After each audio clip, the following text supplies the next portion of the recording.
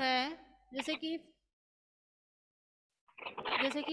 Flamingo का first chapter है the last lesson, और उसका जैसे कि नाम से ही पता चला है अंतिम अध्याय या अंतिम पाठ। और ये जो बात है, ये टाइटल क्यों रखा गया इस चैप्टर का, तो इसलिए रखा गया कि 1870 और 71 में फ्रांस और जर्मनी या प्रूशियन जो था, इसके बीच में बैटल हुआ था, और उस बैटल में जो फ्रांस था वो डिफिट हुआ था, हार हुई थी। इसी वजह से जो जर्मन या प्रूशियन आर्मी है, उन लोगों ने जो फ्रांस है वहाँ पर अपना मतलब अपने अंडर उसको ले लिया था। इसी का रिजल्ट था कि फ्रांस जो था, यानी वहाँ पर प्रूशियन आर्मी या जर्मनी आर्मी या सोल्जर, प्रूशियन जो सोल्जर थे, जर्मनी सोल्जर थे, वो फ्रांस के अंदर इंटर हो गए थे। और फ्रांस के जो अल्सेक और लॉरेंज, मैंने दो डिस्ट्रिक्ट्स के नाम बताए थे, वहाँ पर फ्रेंच लैंग्वेज पढ़ाई जाती थी मास्टर हेमल के द्वारा। मास्टर हेमल यानी काफ़ी स्ट्रिक्ट टाइप के टीचर थे, और मतलब बच्चों को खूब पीटा करते थे, और पंक्चुअल भी थे। और इसी के रिजल्ट था कि उनकी क्लास में एक बच्चा था फ्रेंच, जो कि काफ़ी लेट लतीफ़ था, नोटी टाइप का था, और वो क्लास में हमेशा देरी से पहुंचा करता था। एक दिन की बात है कि मॉर्निंग के समय वो स्कूल के लिए रवाना हुआ, तो उसे काफ़ी लेट हो रही थी। और जब वो गांव के लोगों को, यानी उस जगह के लोगों को, विलेजर्स को बुलेटिन बोर्ड के पास, नोटिस बोर्ड के पास भीड़ इकट्ठी देखता है, क्राउड देखता है, तो वो वहां जाकर खड़ा हो जाता है। लेकिन उसे टाइम नहीं होता किसी से बात करने का कि वो पूछे और कोई उसे रिप्लाई दे और फिर वो उस चीज़ को समझे। लेकिन उससे पहले ही वो स्कूल के लिए रवाना हो जाता है, क्योंकि वो पहले से लेट था, नोटी टाइप का था, उसे क्लास में पहुंचना था, और मास्टर हेमल का उसे डर लग रहा था। अब वो जब इंटर होता है तो वो देखता है कि मास्टर हेमल है, क्लास में पार्टिसिपल का टॉपिक पे डिस्कस कर रहे थे, और जब वो उस टॉपिक को पढ़ा रहे थे, उसी समय जो है वो मास्टर जो फ्रेंच है वो देखता है कि पीछे की बेंचेस पे जो विलेजर्स थे वो बैठे हुए थे, जो कि सीट हमेशा एम्प्टी रहा करती थी। मास्टर हेमल अपनी एम्ब्रॉयडरी वाली कैप पहनकर और अपना लॉन्ग सा कोट पहनकर पढ़ाए जा रहे थे, जो कि उनकी सेरेमोनियल यूनिफॉर्म थी। हमेशा चेयर पर बैठकर पढ़ाया करते थे, लेकिन उस दिन वो क्लास में घूमते हुए पढ़ाए जा रहे थे। तो पढ़ाते पढ़ाते जब वो पार्टिसिपल का टॉपिक पढ़ाते हैं, इतने अच्छे तरीके से पढ़ाते हैं, और उस दिन फ्रेंच को बहुत अच्छा समझ में आता है। लेकिन उस चैप्टर को स्टार्ट करने से पहले ही वो कहते हैं कि an order come from Berlin that only German language will be teach in the school of Alsace of Lorraine. यानी अल्सेक ऑफ लॉरेन की जो स्कूल है वहां सिर्फ जर्मनी लैंग्वेज पढ़ाई जाएगी, ना कि फ्रेंच लैंग्वेज, क्योंकि बर्लिन से एक ऑर्डर आ चुका है। So this is our last lesson of French language in this class. यानी इस स्कूल में, इस क्लास में हमारा ये लास्ट फ्रेंच लैंग्वेज का चैप्टर है, और इसके बाद कल आपका यानी जर्मन टीचर आ जाएगा, और German teacher will come tomorrow, वो आ जाएंगे, और उसके बाद कभी फ्रेंच लैंग्वेज यहाँ नहीं पढ़ाई जाएगी। जब पार्टिसिपल का टॉपिक कंप्लीट हो जाता है तो वो विंडो से बाहर की तरफ झांकता है, तो देखता है कि प्रूशियन जो सोल्जर थे, यानी जर्मन जो सोल्जर थे, वो अंदर की तरफ इंटर हो जाते हैं। और इसी के साथ मास्टर जो हेमल है वो बड़े ही सैडफुल तरीके से मूड में वहां ब्लैक बोर्ड के पास जाता है, और ब्लैक बोर्ड से एक चौक का टुकड़ा अपने हाथ में उठाता है, और उस ब्लैक बोर्ड पर बड़े बड़े वर्ड्स में एक लाइन लिखता है। क्या लिखता है? वाइव वाइव ला फ्रांस, वाइव ला फ्रांस। यानी वाइव ला फ्रांस का मतलब ये हुआ कि वाइव से मतलब हो गया लिव, वाइव से मतलब लीव, ला से मतलब लॉन्ग, और फ्रांस से मतलब फ्रांस, यानी फ्रांस लंबे समय तक जीवित रहे। यहाँ फ्रांस जीवित रहने से मतलब है कि फ्रेंच जो लैंग्वेज है वो लंबे समय तक जीवित रहे, लंबे समय तक लोगों के द्वारा बोली जाए, ऐसा वो कहता है। और उसी के साथ अपना जो हेड है उसको दीवार के सहारे,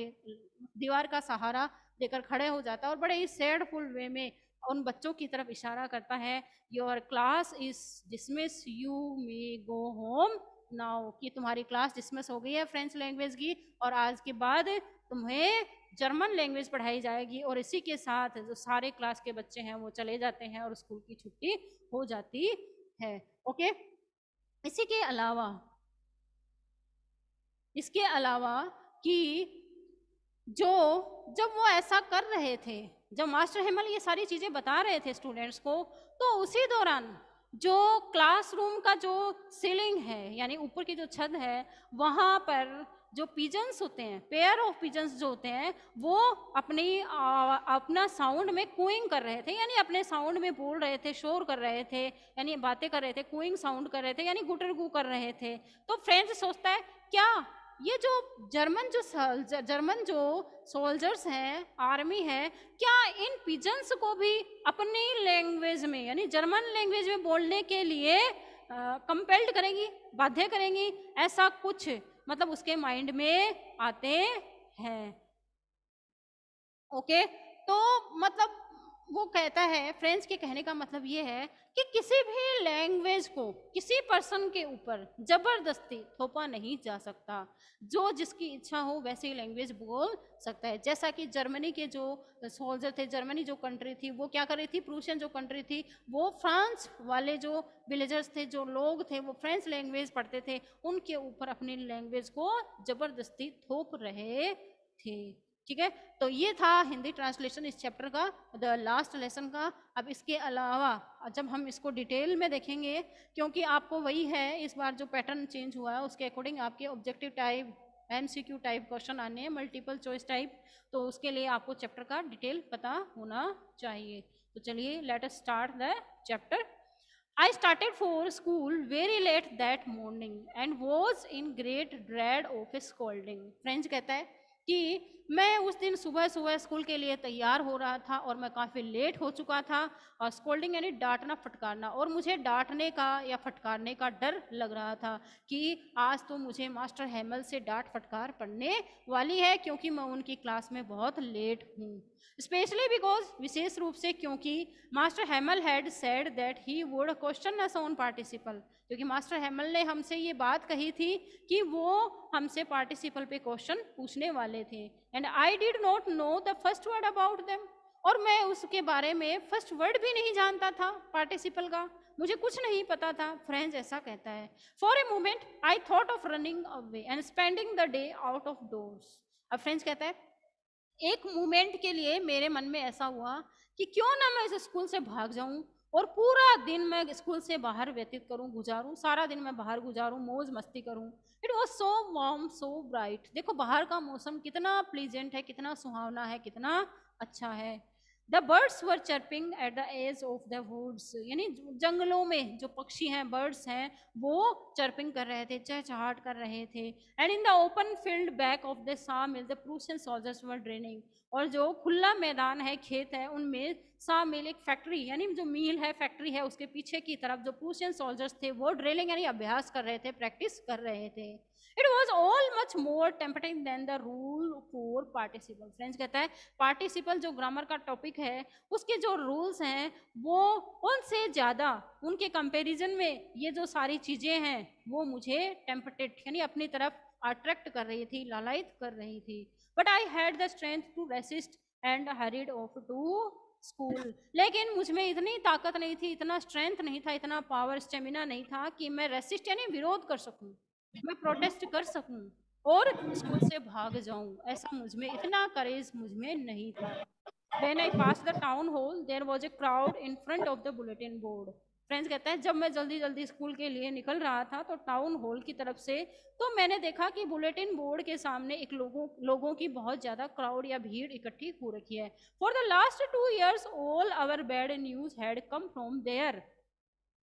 फ्रेंड्स कहता है कि पिछले 2 सालों से जितने भी बुरे समाचार आ रहे थे, न्यूज आ रही थी, वो सारे यहीं लिखे जाते थे इस बुलेटिन बोर्ड पर, न्यूज बोर्ड पर। द लोस्ट बैटल्स यानी कौन सा युद्ध हम हार गए हैं, डिफीट हुए हैं। The drafts and the orders for the commanding officer, यानी जो कमांडिंग ऑफिसर्स थे उनके जो ऑर्डर्स थे सारे यहीं इस बुलेटिन बोर्ड पर लिखे जाते थे। And I thought to myself without stopping, और मैंने सोचा अपने आप ही बिना रुके हुए, what can be the matter now, अब क्या हो गया, अब क्या नया न्यूज आया है जो कि इस बुलेटिन बोर्ड पर लिखा गया है। And then I hurried by as fast as I could the blacksmith. फिर फ्रेंच कहता है फिर मैं उतनी तेजी से दौड़ा जितनी तेजी से मैं दौड़ सकता था, और वहां पर कौन कौन था, द ब्लैक स्मिथ सुनार था, वॉचर यानी वॉचमैन था, who was there with his apprentice, और उसके जो हेल्पर थे, अप्रेंटिस यानी हेल्पर,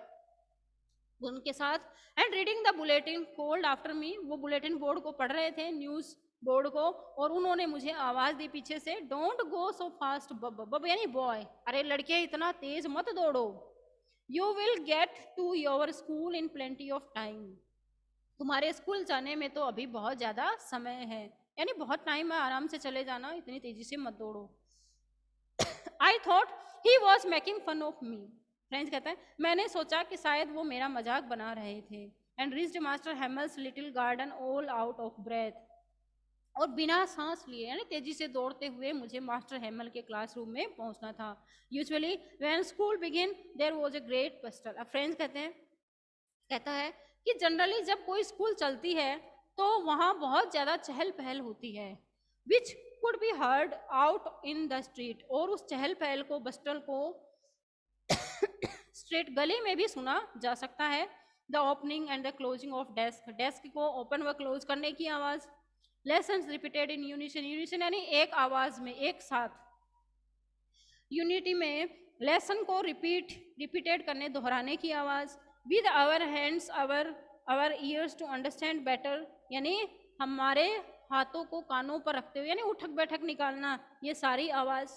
ठीक है, पनिशमेंट देना, and the teacher's great ruler rapping on the table, और अपनी मतलब रूलर को, अपनी छड़ को, टीचर के हाथों में लोहे की छड़ होती है और उसको वो टेबल पर पीट रहे होते हैं, बजा रहे होते हैं, इस तरह की आवाज़, ये सारी गली में सुनी जा सकती है। But now it was all so still, लेकिन उस दिन सब कुछ बिल्कुल साइलेंट था, बिल्कुल क्वाइट था, कुछ भी आवाज़ नहीं आ रही थी। I had counted on the commotion to get to my desk without being seen, मैं चाहता था कि किसी भी तरीके से इस शोरगुल से बचते हुए मैं अपने किसी को दिखाई दिए बिना ही मैं अपने डेस्क तक पहुंच जाऊं, ऐसी मेरी इच्छा थी। But of course that day everything had to be as quiet as Sunday morning, French कहता है कि लेकिन उस दिन सब कुछ उतना साइलेंट था, क्वाइट था, जितना कि संडे की मॉर्निंग को होता है। थ्रू द विंडो आई सा माई क्लासमेट्स, फिर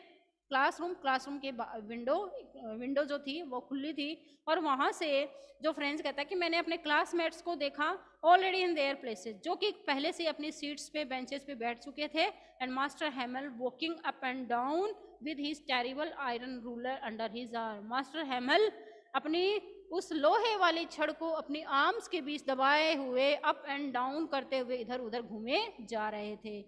I had to open the door and go in before every day, यानी फ्रेंच कहता है कि मुझे उस विंडो को माने दरवाजा खोला जाता है और सबके नजरों के सामने से, यानी सबके सामने से, आगे से मुझे अपनी बेंच पर जाकर बैठना था। You can imagine how I blessed and I how frightened I was, French कहता है कि आप इमेजिन कर सकते हैं कि रोज लेट होना और फिर सबके सामने से गुजर कर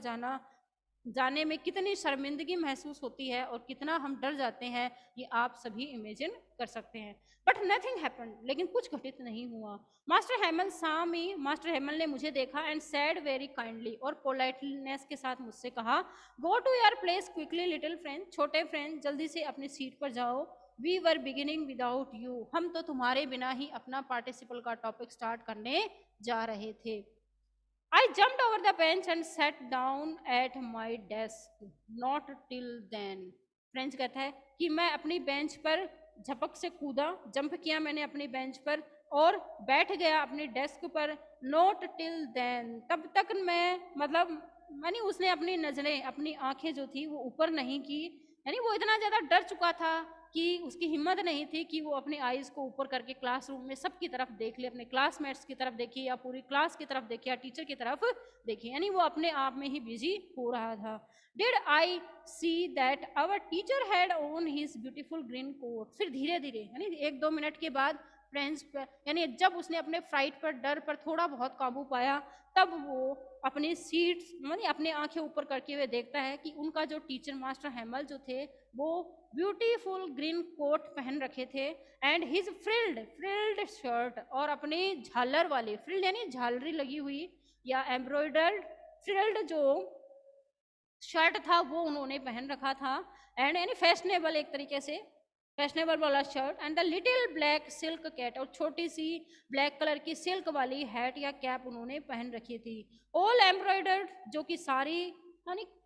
एम्ब्रॉयडर्ड थी या डेकोरेटेड थी, सजाई हुई थी, उस पर सजावट करी हुई थी वो, या कढ़ाई बनी हुई उस पर थी, वो सारी उन्होंने पहन रखी थी। That he never wore except an inspection and prize days, यानी फ्रेंच कहता है कि वो ड्रेस तो वो हमेशा जब कोई इंस्पेक्शन करना होता है, यानी किसी क्लास में जाना होता है, या कोई स्पेशल प्रोग्राम होता है, या प्राइज डिस्ट्रीब्यूशन फंक्शन होता है, या फिर कोई सेरेमनी होती है स्कूल में, तभी पहना करते थे। लेकिन उस दिन टीचर ने, मास्टर हेमल ने, वो अपनी यूनिफॉर्म पहन रखी थी,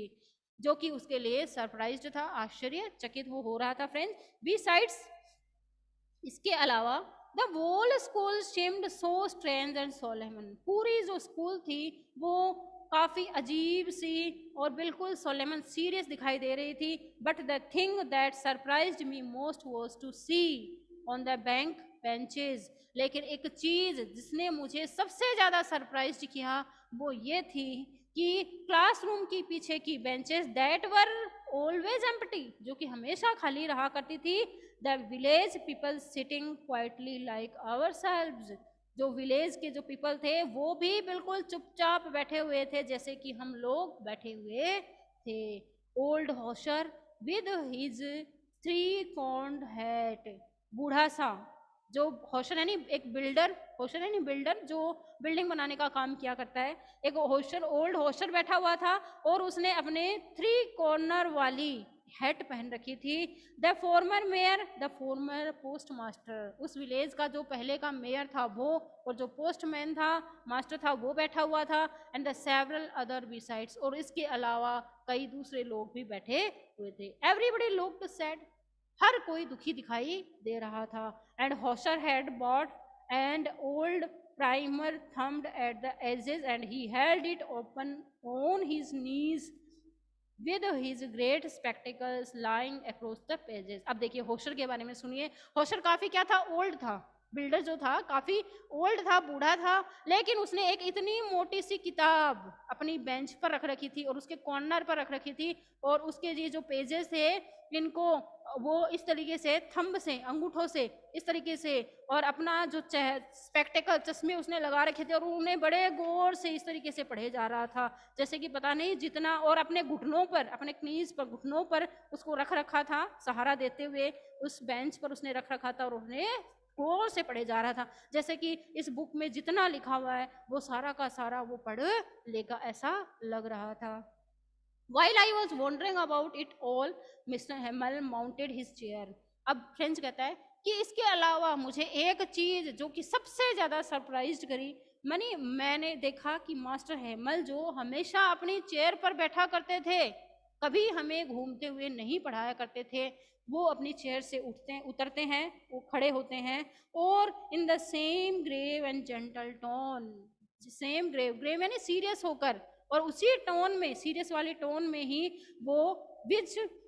ही हैड यूज्ड टू मी, जैसा कि वो अक्सर मेरे साथ किया करते थे, यानी काफ़ी सीरियस होकर वो फ्रेंड्स को काफ़ी सीरियस लिया करते थे, तो वो उसकी तरफ जाते हैं और उससे कहते हैं, फ्रेंड्स से, यानी इस पूरी क्लासरूम से ही कहते हैं, माय चिल्ड्रन, मेरे बच्चों, this is the last lesson I shall give you, ये लास्ट लेसन है जो कि मैं तुम्हें दूंगा, बताऊंगा। The order has come from Berlin, Berlin से ऑर्डर आ चुका है, that to teach only German in the schools of Alsace and Lorraine, Alsace और लॉरेन की जो स्कूल है वहां सिर्फ जर्मन लैंग्वेज पढ़ाई जाएगी। द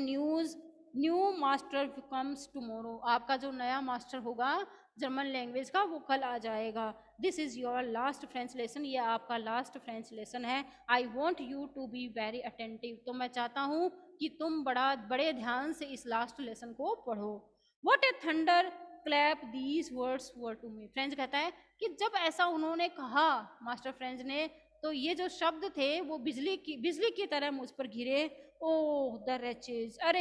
ये कितने दुष्ट लोग हैं, ये रेचेज से मतलब है वो जर्मन लोग, जर्मन कंट्री के लोग कितने दुष्ट हैं, रेचेज है। That was what the had put up at the town hall, शायद यही न्यूज इन दुष्टों ने, इन रेचेज ने उस टाउन हॉल के बुलेटिन बोर्ड पर लगा रखी होगी, तभी वहाँ विलेजर्स की भीड़